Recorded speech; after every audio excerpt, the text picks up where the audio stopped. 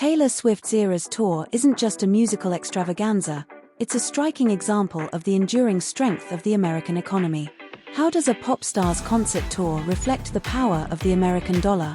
And why are so many Americans vacationing in Europe this summer? Welcome to today's free discourse video. While you're listening to my views today, feel free to add a comment with your thoughts. So, let's get straight into things. This summer, stadiums across Europe have been buzzing with an eclectic mix of royalty, politicians, rock legends, movie stars, and legions of Swifties, all united by their devotion to Taylor Swift. The sight of thousands of fans, clutching their friendship bracelets and flocking to venues like Wembley and the Bernabeu, resembles a pilgrimage to a modern-day shrine. It's a testament to Swift's ability to uplift spirits and connect with young women worldwide through her music and lyrics about the ups and downs of love. But beyond the glitz and glamour, there's a more mundane yet significant aspect of the Eras Tour: its massive economic impact. Swift's tour is the largest musical production in history, and its financial influence is staggering. Barclays estimates that the tour will inject at least £1 billion into the UK economy this summer alone, with London seeing an additional £300 million in spending.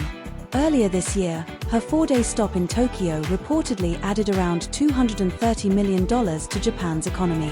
While some argue this spending is simply redirected from other activities, there's no denying the tour's stimulative effect. Swift's economic influence serves as a metaphor for the broader impact of American economic strength on the global stage. This summer, Europe is also seeing a record influx of American tourists. The number of Americans traveling to Europe in May increased by 8% compared to last year and 14% from 2 years ago. This surge is fueled by a robust US economy and a widening income gap between Americans and Europeans. A decade ago, the GDP of the EU and the US were nearly equal, but by last year, the US economy had grown to $25.5 trillion, compared to the EU's $16.6 trillion. While exchange rate movements and population growth account for some of this disparity, per capita GDP and purchasing power parity show that Americans enjoy significantly higher incomes than Europeans. From 2019 to 2022, US wages adjusted for inflation rose by 6%, while wages in major European economies fell. The salary gap is especially pronounced for high-skilled jobs. For example, a chief marketing officer in New York earns an average of $252,000, compared to $154,000 in London and $126,000 across the UK. Even after considering New York's higher living costs, the difference remains substantial.